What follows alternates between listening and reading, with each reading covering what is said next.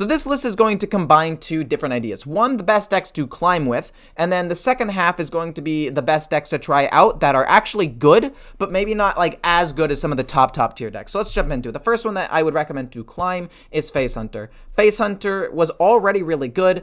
It didn't do as well in the Paladin because Paladin can generate a lot of tempo really early, but now because Paladin slowed down, Face Hunter's better. Face Hunter does pretty well into basically every single matchup in the game, except for maybe Control Warrior, which is actually decent now. I'll get into that later in the video, but for the most part, Face Hunter is a really strong class. It wasn't nerfed. It was the only like super strong class that wasn't actually nerfed. And because of that, I think it's going to remain really strong. You could say, yes, Mancrick was nerfed, but you didn't really use him for the stats. He was really just for the extra damage to push. And yeah, overall, this deck surprisingly is really strong. And I run one Wand Maker in mine to give myself some extra spells for a little bit of extra burst.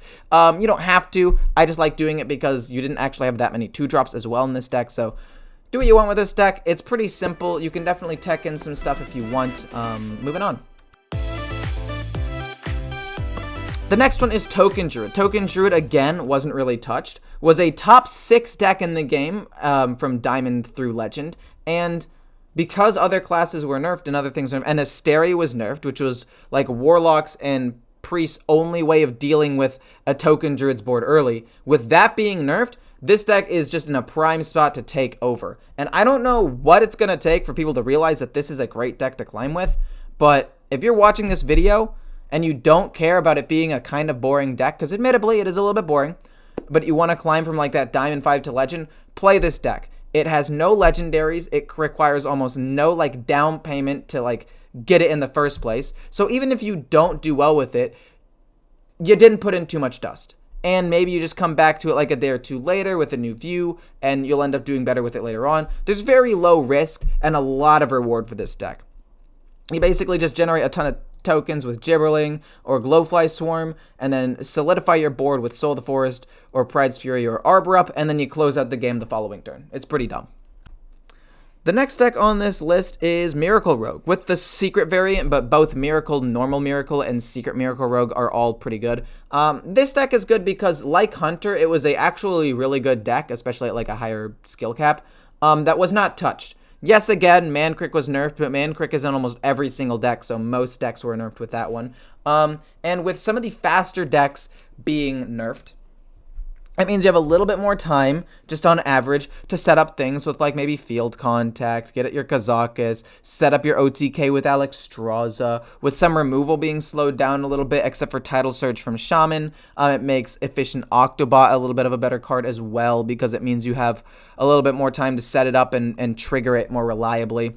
So overall, the deck is just better, because the meta's slowing down. It gives us more time to potentially burst or generate tempo itself.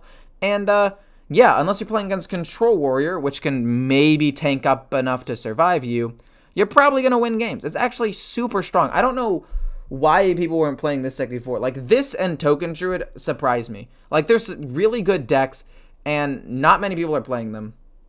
And I will say the only thing with this deck is it is really hard to play. So if you're playing this for the first time, expect to lose the majority of your first 10 games, but you'll slowly start to pick up the combos and the strategies. And you can watch one of my videos on it if you want, shameless plug, or other videos online that talk about how to play Miracle Rogue, and you should be just fine. So apparently nerfing one card by 1 mana in a deck that can already reduce the cost of everything in their deck by 1 mana, apparently that's not that big of a nerf, and this deck is still really strong.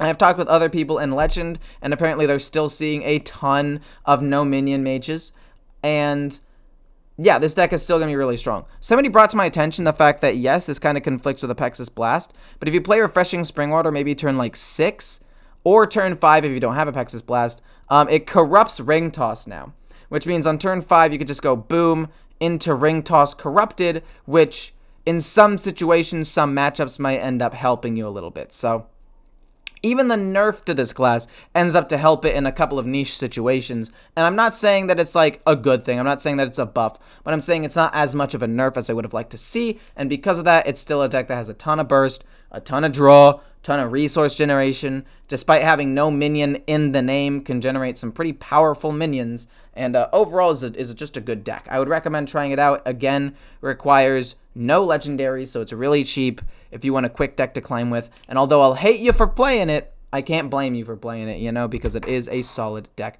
Hopefully you guys enjoy. And now I'm going to talk about one more deck, and then we're going to get into the decks that might be good now after all of the changes.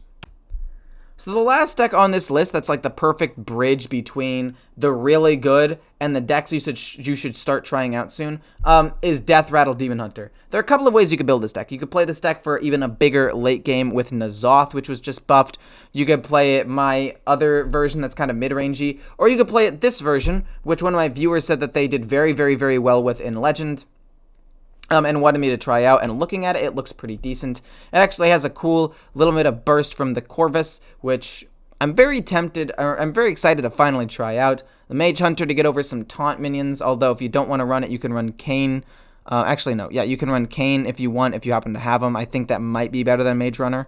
Not sure, though. And then you still have all of the good mid-range and late-game stuff of Deathrattle Demon Hunter, like, you know, the Illidari, Burst with AAECAZICAA, and the Death Speaker. So this deck has strong options at basically every point of the game.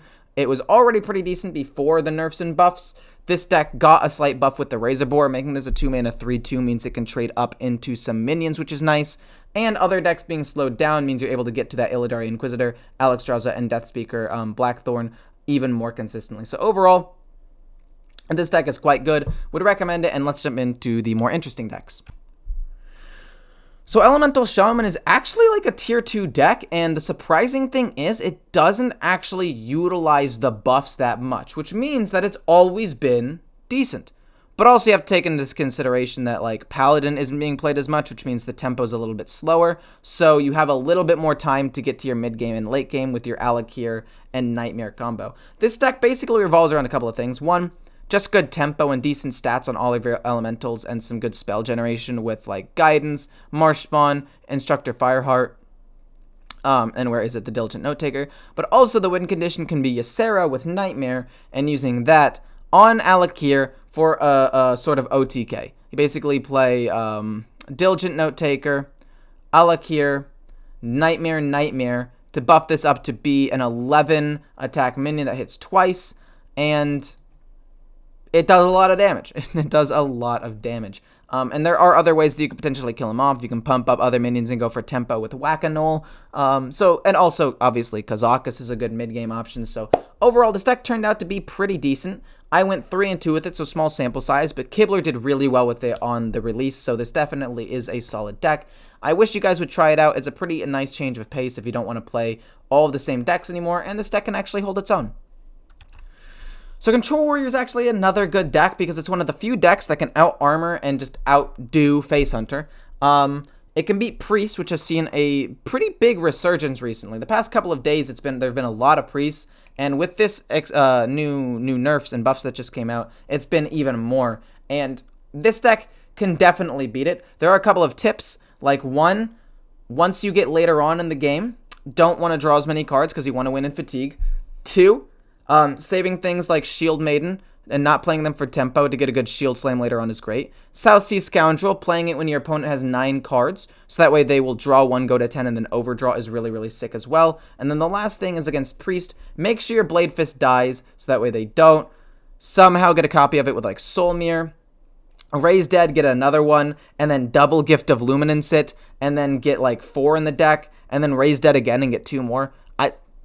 Obviously, this is coming from a personal anecdote, okay, which has happened. But the point is, make sure Karagath Blade Fist dies so you don't get cheesed. And yeah, other than that, you have decent draw, good removal. It does well into most things. You gain enough armor to beat no Minion Mage. You have enough armor to beat Hunter. You have a good late game win condition with Cthulhu into something like Priest, and you win in Fatigue. The only deck this really loses to is Control Warlock, which is pretty bad right now and has seen less and less play every single day. Since the expansion's release. It's just getting played less and less, and people are realizing that it's not very good. So I'd recommend this deck. Moving on.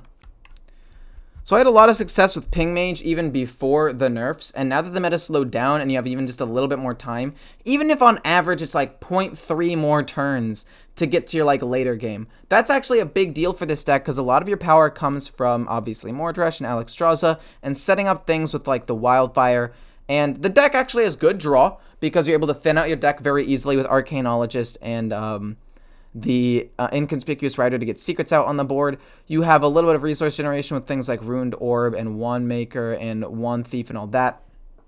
And then you also have Talon to make sure that you draw Mordresh, and all those things combined means you thin out your deck, get good value, guaranteed draw your late game win condition, and have good resource generation. So overall, this deck has been really, really good. I went 7-3 with this deck before the nerfs, and I think it'll be even better after the nerfs, especially considering late game. Excuse me, if you have 1, 2, or even 3 wildfires, if you generate an extra one, that can easily do damage late into the game, which means that even slower matchups you'll probably win. I think that Ramp Paladin, or Ramp Druid is one of your worst matchups because you can't really deal with like a ton of big minions. But it did well against Paladin because Devolving Missiles would counter the buffs. But for against like a ton of clowns or something, Devolving Missiles will basically do nothing. And yeah, that's about it. I think this deck has a lot of potential, and we have one more deck to talk about, and then I will let you guys go. Last but not least, we have Big Paladin. Big Paladin is a good deck. I saw Dexter play it. Somebody told me I should play it, and I was like, this deck looks horrible. I played it. Lost my first 2 games, like, this deck is terrible. And then went 8-1 right after that, and was like, this deck is actually amazing.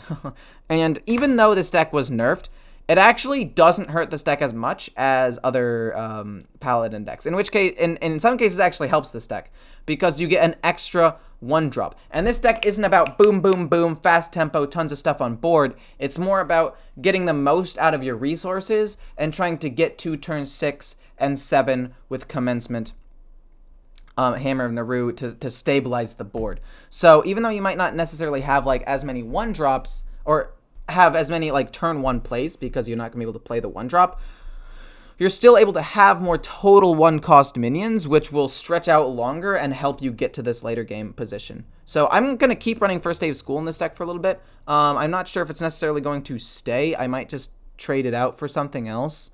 But yeah, considering this deck doesn't run any minions normally, having this to generate extra minions is fine. Like, even though I don't have an extra 1-turn play, I like the fact that I have more minions in total to play.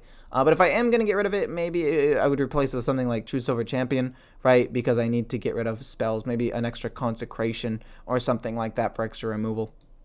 Not quite sure, but I do think First Day of School is still the best iteration of this deck.